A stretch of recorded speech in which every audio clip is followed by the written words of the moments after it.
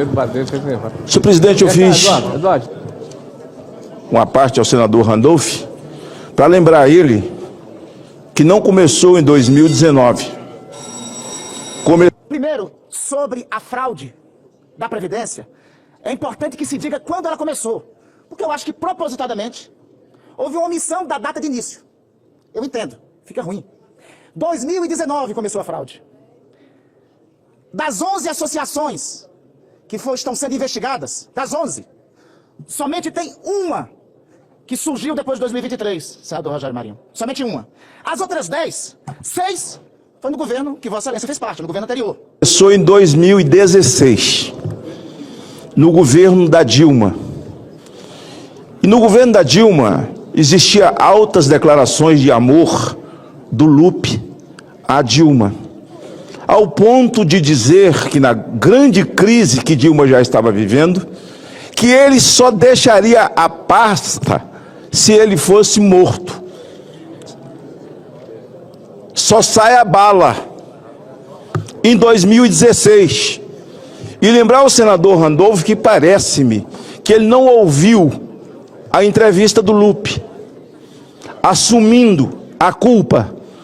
E lembrar ao senador Randolph que, ainda que seja verdade o que ele disse, quem mais levou do dinheiro dos aposentados foi o irmão do Lula, o Frei Chico.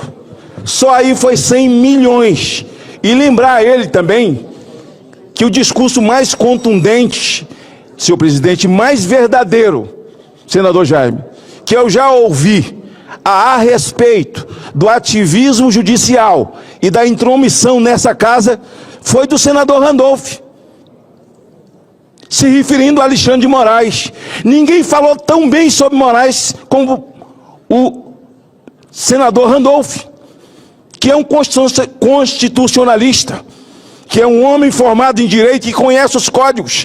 E daquela tribuna ali onde ele está, ele fez o mais belo, o mais forte, o mais contundente e o mais verdadeiro. Todas as verdades que Vossa Excelência falou, elas estão no teatro agora.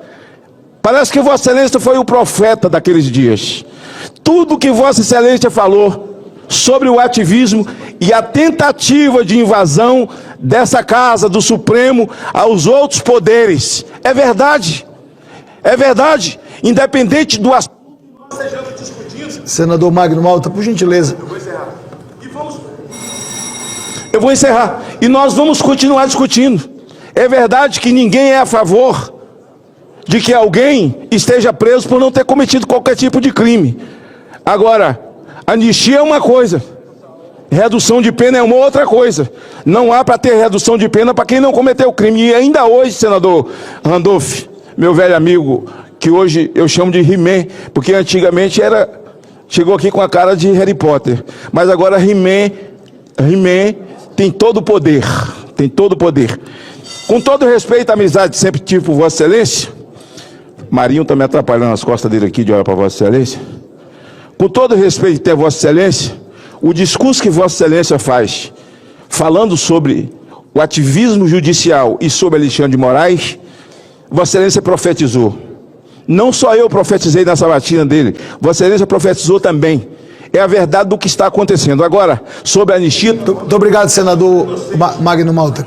Senador Zalci, eu não gosto muito de papel na tribuna, mas são tantos os assuntos, de 5 em 5 minutos, tem um escândalo, uma barbaridade, um assinte, uma afronta.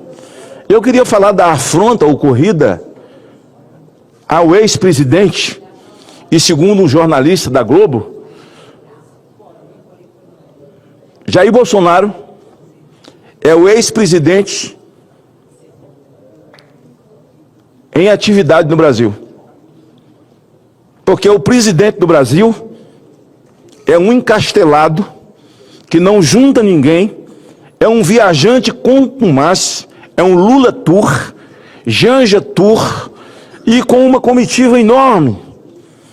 E eles até foram lá agora no enterro do Papa, e teve até nomes que embarcaram na comitiva e que foi abafado, escondido, para não aparecer na comitiva, Mas essas questões que envolvem o ministro do Supremo, eu vou falar outro dia. Eu, quando soube, senhor presidente, que Jair Bolsonaro, isolado numa UTI, senador Girão, por conta de uma infecção e uma cirurgia invasiva, a mais invasiva de todas, depois de 6 cirurgias, a partir de Juiz de Fora, Jair Bolsonaro na UTI, ele é intimado, recebe um oficial de justiça mandado pelo inoxidável, pelo maioral, pelo dono do Brasil, o senhor Alexandre de Moraes. Perverso, mau, desalmado, sem sentimento. Eu já tive diversas internações, senador Jaime Bagato. Eu sou lesionado de medula e passei muito tempo internado e paralítico. Sou lesionado, minha coluna é um enxerto. O ano passado quase todo eu passei em função de mais outra prótese no joelho. Passei tempos na UTI, isolado. De repente eu vejo uma imagem, enquanto o Brasil ora pelo Jair Bolsonaro, pela saúde dele, pela saúde de qualquer um, nós temos que orar. Quando o Lula teve o câncer dele, o Brasil todo orou por ele. Quando a Dilma teve o câncer dela, José de Alencar, nós não desejamos nada de mal para ninguém. O Jair Bolsonaro recebe um oficial de justiça. E aí me intriga muito, e cabe uma investigação. Eu oficiei, então, a Comissão Federal, o presidente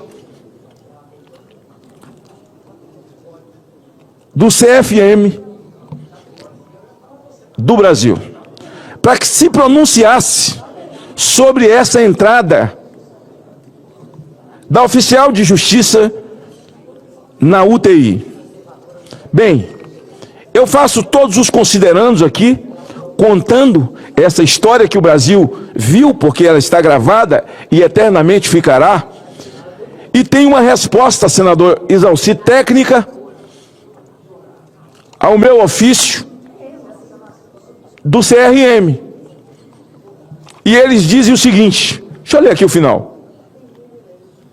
Estas regras garantem a estabilidade clínica e a segurança física e emocional dos pacientes em condição crítica, sem condição de alta, devendo ser seguidas em todos os estabelecimentos de assistência médica do país, aplicados indiscriminadamente a quaisquer pessoa, sob qualquer pretexto, inclusive equipes de jornalismo, agentes públicos, vou dizer de novo, agentes públicos em cumprimento de determinada ação judicial.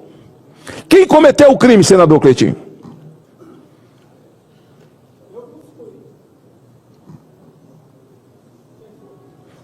E ainda tem gente que não fala aqui na tribuna, mas fala nos seus estados, que tem 3 ou 4 senadores que falam mal da casa. Não é falar mal da casa. Falam do que acreditam, do que veem destemidamente. Ah, porque cria problemas com o Supremo. Não. Esse Supremo Tribunal Federal que aí está, não representa o poder. São apenas indivíduos vaidosos, cheios de maldades, e nós entendemos que a questão alexandrina desse imperador contra Jair Bolsonaro é algo altamente pessoal. Esse cara tem um fetiche por Jair Bolsonaro. E Jair Bolsonaro tem uma denúncia recebida por eles, por uma turma, não pelo plenário como um todo.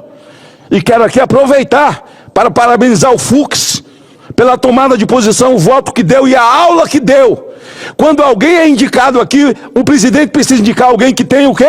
Saber jurídico.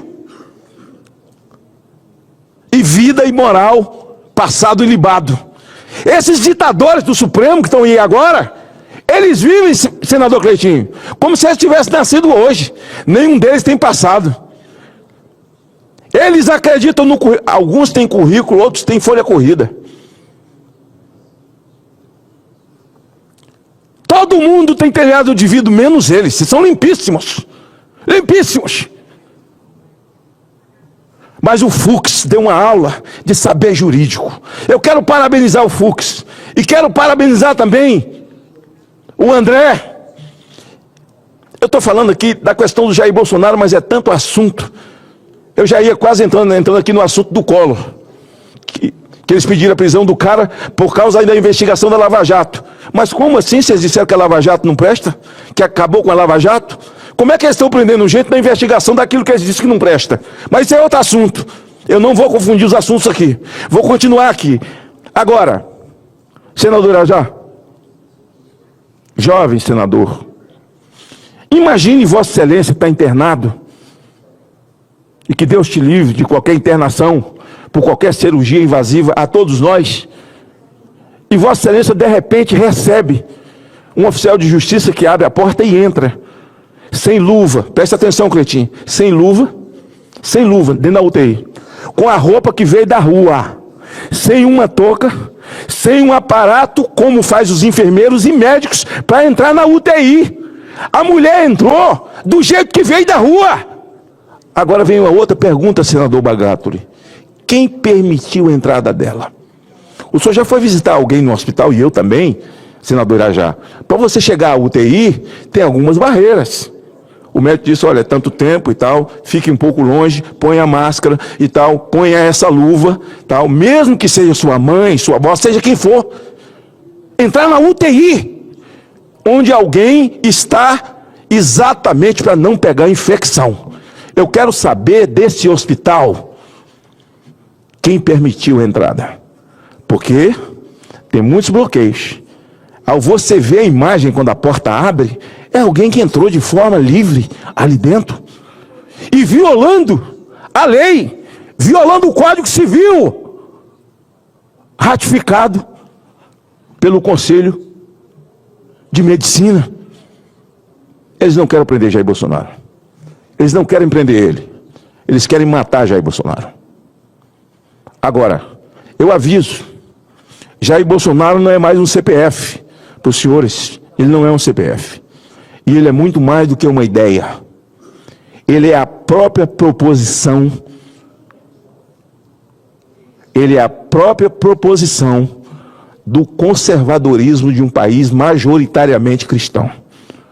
País de católicos, de evangélicos, de espíritas, de pessoas que amam a Deus, de monoteístas, que creem num outro Cristo, mas creem em Deus como monoteístas. Jair Bolsonaro não é um CPF, ele é a própria personificação de tudo isso que eu acabei de falar.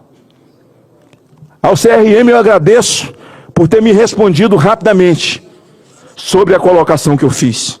E encerro, senhor presidente, dizendo que eu propus uma CPI para investigarmos também a investigação da Lava Jato, a primeira-dama do Peru, e ouvi também de um jornalista da Globo News. Ele disse que o azar de Fernando Collor era ele não ter sido a primeira-dama do Peru. Esse foi o azar dele, que ele não teria sido preso. Agora, por que o avião da FAB foi buscar ela? A CPI é para explicar isso, que ela é corrupta, tudo bem. A corrupção da Odebrecht, o Marcelo Odebrecht falou, o pai falou, eles confessaram. Um presidente está condenado, o marido dessa. Um outro se suicidou. Se lembra disso? E ela, ao saber da condenação, correu para a Embaixada do Brasil e o avião da FAB foi buscar. Agora a pergunta que nós temos que ver nessa CPI.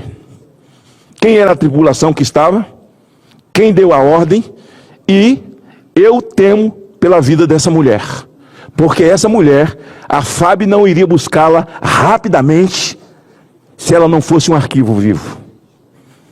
Ela foi buscada rapidamente porque ela é um arquivo vivo. E nós sabemos de que essa gente é capaz. Eu não vou falar de Celso Daniel aqui, nem de Toninho, do PT, não vou falar nada. Mas só vou dizer que ela é um arquivo vivo e há que se temer pela integridade física dessa mulher. Eu estou colhendo as assinaturas, já estava muito próximo, e eu espero que a gente já tenha elas, para que a gente possa fazer essa investigação. E tenho aqui um requerimento, repudiando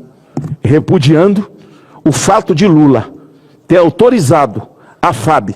Aliás, a FAB virou uma farra.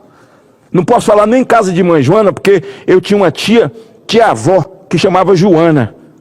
Eu não sei o que é que virou a zorra total. Porque Alexandre de Moraes pega o avião da FAB, é zorra, e vai assistir o jogo do Corinthians.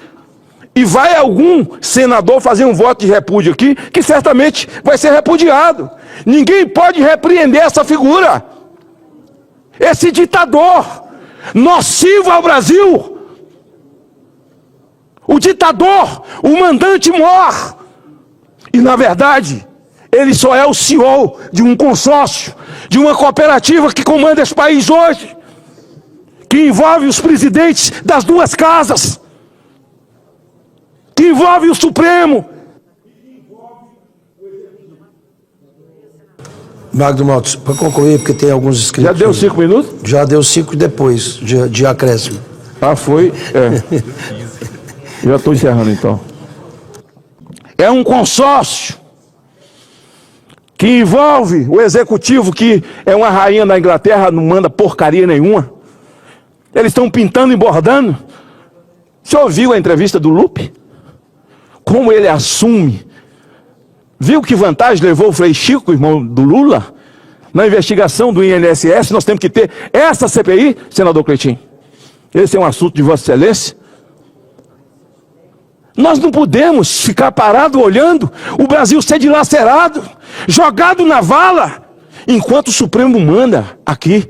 Ora, a anistia é coisa do parlamento. A anistia não tem que ter combinação com o Supremo. Por que tem que combinar com o Supremo? Essa casa tem que ter coragem de sabatiná-los, e o fez. Graças a Deus não votei em nenhum deles, mas nós precisamos impeachment Alexandre de Moraes, ou a gente impeachment Alexandre de Moraes, ou a gente impeachment Barroso, ou a gente impeachment Lula, ou o Brasil vai acabar. Enquanto voz eu tiver, ninguém vai me calar. Sem medo, dia 7, nós estaremos saindo ali da torre, onde será a nossa concentração às 16 horas. E vamos andar ordeiramente em direção ao Congresso Nacional. Todos nós com o celular ligado, já que eles desligaram as câmeras do Ministério da Justiça, né, Dino? Desligou tudo. Nós vamos filmar tudo, para não ter infiltrado, não contarem narrativa, nem mentira. Agora eu vou dizer uma coisa a vocês. Medo eu conheço de ouvir falar. Nunca fui apresentado. Obrigado, senhor presidente. Obrigado, senador Magno Malta. Próximo. Gostaria de deixar claro que as opiniões e informações apresentadas aqui são de responsabilidade exclusiva de seus autores. Como criador deste conteúdo, não me responsabilizo por consequências. Pesquise e busque orientação profissional antes de decisões significativas.